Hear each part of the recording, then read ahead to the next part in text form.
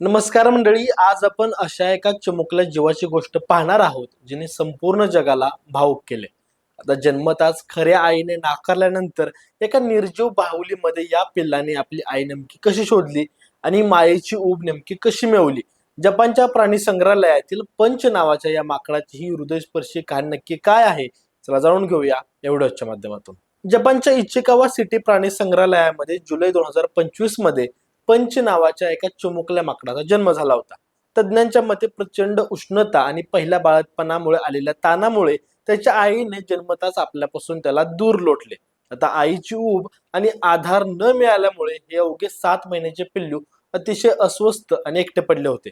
आता प्राणी संग्रहालयाच्या कर्मचाऱ्यांनी त्याची काळजी घेण्यासाठी सुरुवात केली आणि त्याच्या संगोपनाचा एक मोठा प्रश्न प्रशासनासमोर उभा राहिला. खर तर माकडाची पिल्ले निसर्गातच सुरक्षेची जाणीव मिळवण्यासाठी आपल्या आईच्या अंगावरील केसांना नेहमी घट्ट पकडून राहतात. आता पंचला हा नैसर्गिक आधार मिळत नसल्यामुळे कर्मचाऱ्यांनी त्याला एका सुप्रसिद्ध कंपनीची मऊ आणि केसरी रंगाची खेळण्यातील बाहुली दिली. आता सुरुवातीला त्यांनी ती बाहुली स्वीकारण्यासाठी नकार दिला, पण हळूहळू त्याला लांब केस असलेल्या या बाहुलीचा त्याला खूप लळा लागला. आता त्यानंतर आश्चर्याची गोष्ट म्हणजे पंचने त्या निर्जीव बाहुलीलाच आपली आई मानले आणि तो रात्रंदिवस तिच्या कुशीमध्ये झोपू लागला. आता हीच खेळण्यातील बाहुली आता पंचचे सर्वस्व बनले असून तो दिवसभर तिला आपल्यासोबत सर्वत्र ओढत नेतो. त्याला इतर माकडांनी त्रास दिला किंवा तो घाबरला की थेट धावत जाऊन तो आपल्या बाहुलीला घट्ट बिलगतो.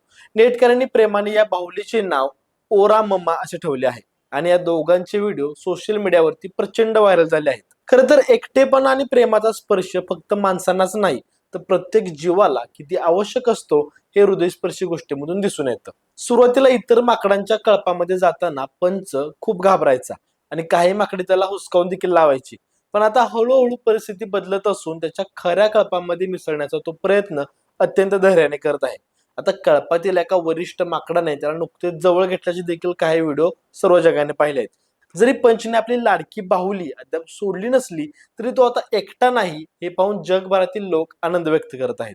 तर पंच ही कहाणी तुम्हाला नेमकी कशी वाटली आम्हाला कमेंट बॉक्स मध्ये नक्की सांगा आणि माहिती देणारा व्हिडिओ आवडल्यास व्हिडिओ लाईक करा, शेअर करा आणि स्प्रेड इटला सबस्क्राईब करा.